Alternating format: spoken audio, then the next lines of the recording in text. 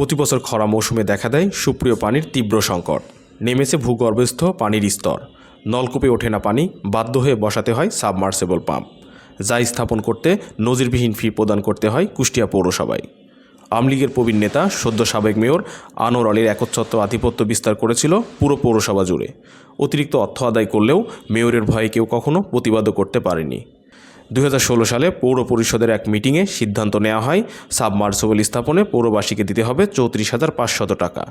এমন সিদ্ধান্তের বিরোধিতা করেও কিছুই করতে পারেনি খোদ জনপ্রতিনিধিরাও।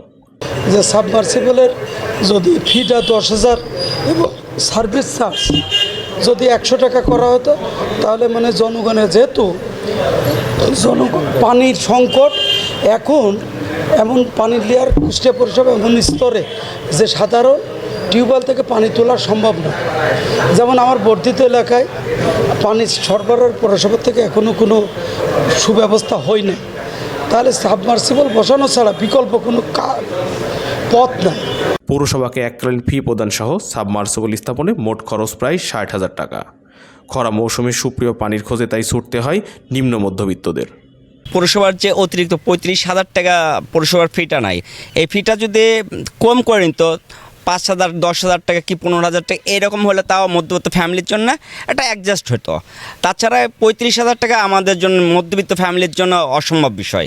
ওখানে ওইটা বলে পৌরসভায় নাকি অনেক টাকা জমা দেওয়া লাগে, আমরা জানি না অবশ্য, কিন্তু শুনেছি যারা যারা বসাইছে 30-35,000 টাকা মতো লাগে বলে বসাতে।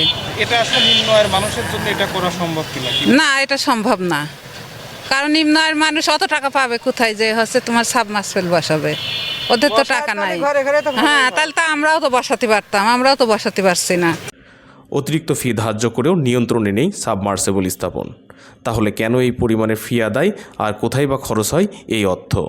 আসলে মূলত সাবমার্সিবলের ব্যবহার থেকে জনগণকে নিরুৎসাহিত করার জন্যেই প্রতিনিয়ত আমাদের গ্রাউন্ড লেভেল যেভাবে নিচে নেমে যাচ্ছে, পানির স্তর নিচে নেমে যাচ্ছে, তাই জনগণকে, সাধারণ জনগণকে এই পানির স্তরটা রক্ষা করার জন্য, সাবমার্সিবলের ব্যবহার থেকে নিরুৎসাহিত করার জন্যেই মূলত পাইপলাইন, আমাদের পানি সরবরাহ লাইনটাকে ব্যবহার করার জন্যে আমরা সাবমার্সিবলের উপরে একটা বিল ধার্য করেছি, যেটা আমাদের পৌরসভা মাসিক সভায় অনুমোদন করা হয়েছে। সেটা প্রতি ইউনিট 200 টাকা। পানি সংকট নিরসনে কাজ করছে জনস্বাস্থ্য প্রকৌশল অধিদপ্তর।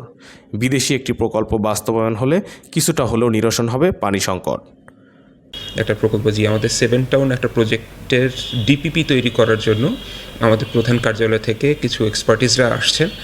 ওনারা বিভিন্ন তথ্য সংগ্রহ করছেন যে আমাদের পৌরসভা, কুষ্টিয়া পৌরসভায় ওয়াটার সাপ্লাই এবং স্যানিটেশনের বিষয়, এটা নিয়ে একটা প্রকল্প অনুমোদনের জন্য ডিপিপি তৈরি হবে। তো তথ্য আপাতত ইনিশিয়াল স্টেজে আছে। তথ্যগুলো নিয়ে ওনারা ডিপিপিটা তৈরি করে সম্ভবত আমাদের মন্ত্রণালয়ে পাঠাবেন। অনুমোদন হলে তারপরে আমরা প্রজেক্টের কাজে যেতে পারবো। আওয়ামী লীগের প্রভাবশালী নেতা মেয়র আনোয়ার আলীর ধার্যকৃত অতিরিক্ত ফির বোঝা থেকে এখনও নিস্তার পায়নি কুষ্টিয়া পৌরবাসী। সোহাগ মাহমুদ, কুষ্টিয়া।